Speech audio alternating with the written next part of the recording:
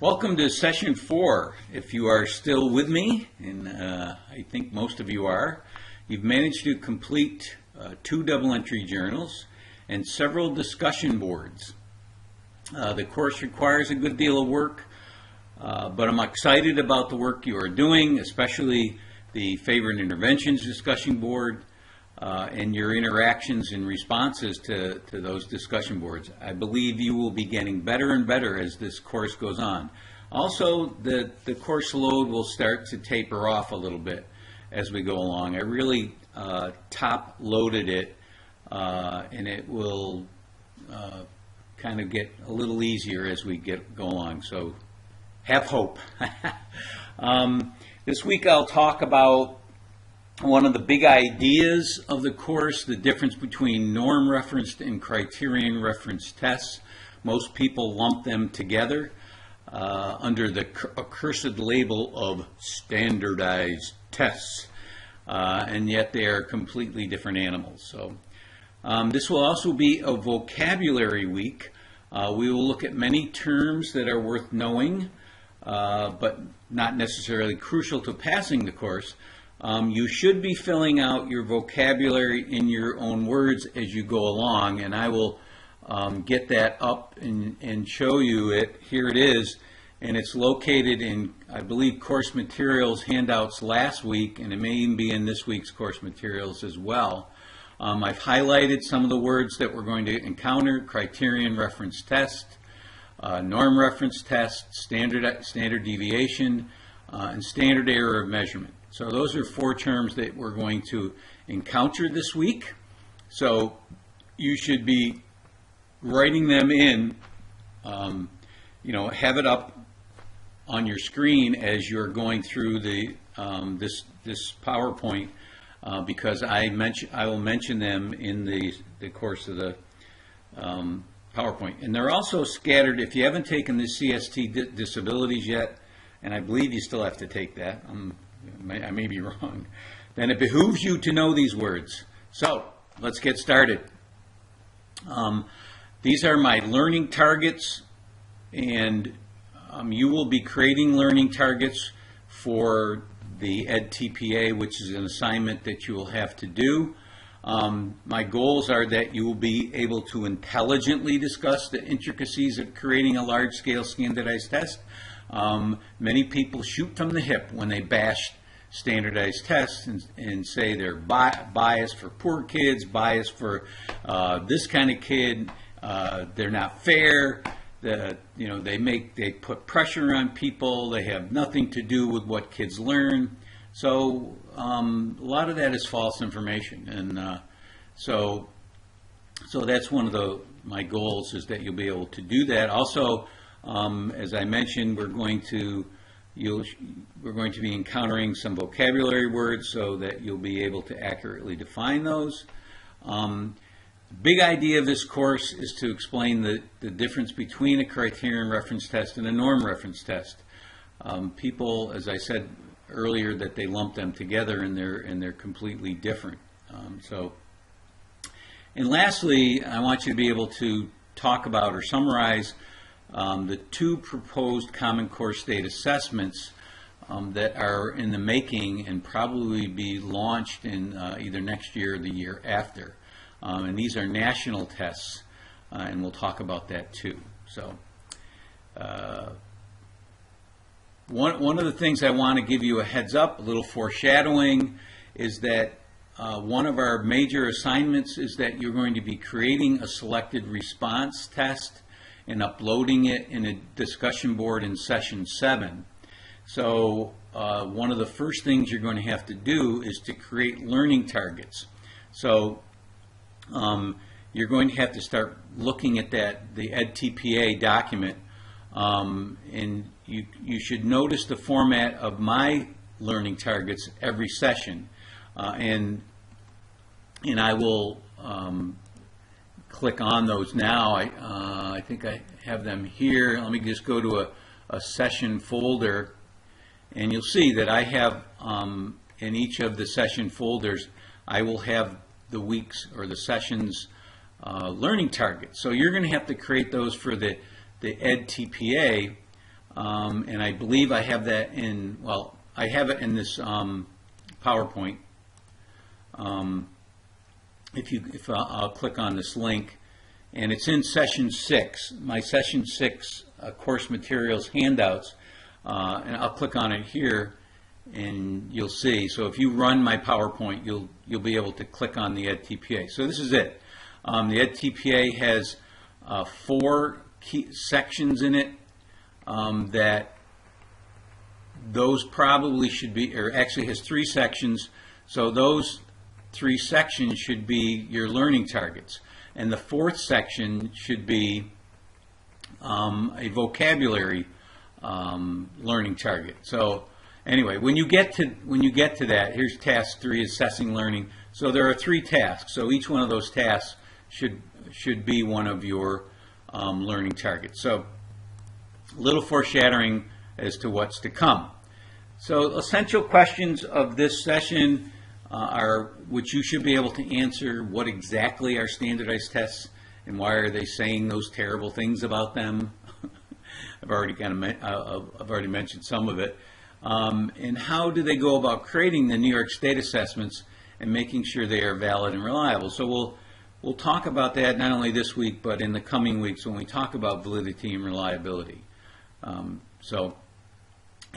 one of the things I'll ask is compare the way teachers make their tests and the way the large-scale standardized tests are made by psychometricians with PhDs. So here we go. You'll notice the VIYOW up in the corner. There'll be a lot of not a lot. There's only, as I said, there's only 4 vocabulary words, but there are going to be a lot of vocabulary in this PowerPoint presentation. The first thing I'm going to talk about are the 2 types of standardized tests that we normally look at. And what you need to know about a standardized test is the definition of a standardized test is that in order for it to be standardized, it must be administered the same way to all students. That's it. That's what a standardized test is. So the tests that you give, or you will give someday, in your classroom, if everyone is taking them at the same time and the same way, then you are giving standardized tests. So keep that in mind when you bash standardized tests, that there are a lot of different kinds of standardized tests, and there are large scale and the kind you give in your classroom. So the first kind is a norm reference test. Now, norm reference tests are created so that the scores will form a bell curve, and I'll get to that. It's a frequency distributions, and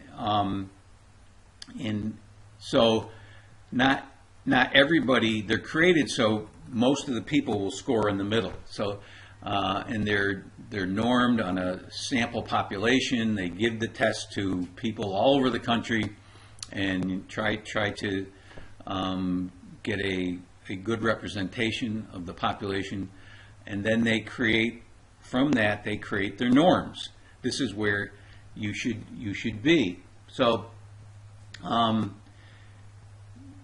those tests have a purpose, and the purpose is for those for screening, for admissions like the SATs or the GREs. So that's a different kind of test. The criterion reference tests are based on a well-defined domain, or based on the standards, or based on your curriculum in your class. So technically anybody could get a perfect score on it. Like a norm reference test, technically everybody shouldn't be able to get a perfect score on it, and most people should score in the middle. So those are the big differences. One's based on other people's test scores. The criterion reference test is based on a standard or a well-defined domain, like your curriculum. So that's the big idea. You need to walk away from this course with that in mind. Now, there are some terms associated with standardized tests.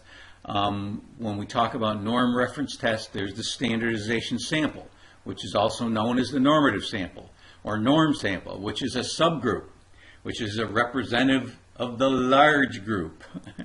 and the large group is called the population. So naturally we can't give the test to all the millions of kids in the country, so we take a representative sample. So that's what we call a standardization sample based on the population. And the norms are the test scores that we get from that subgroup of people taking that test. So these are the norms. Different from our standardized or our criterion reference test, where we get cut scores. So this is a 4, this is a 3, this is a 2, and this is a 1 if you get this so many right. So that's different than a norm reference test. This is a normal distribution. A lot of people call it the bell curve. And it's in a frequency distribution is a way to organize test scores by how often they occur. So you can see here in a norm reference test that 68.26% of the scores are between the -1 and the +1 standard deviation. So 68% is more than a majority of the people that take the test.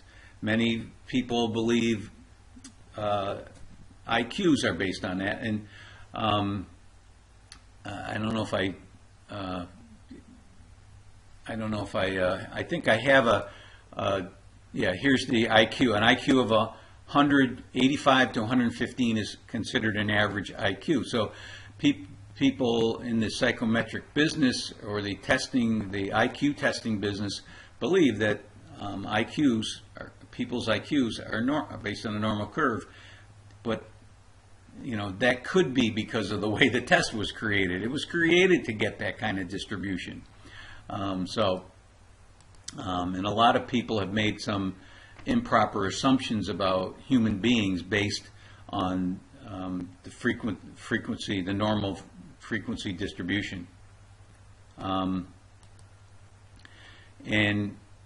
one of the questions I asked that should we be using norm reference tests to assess improvement?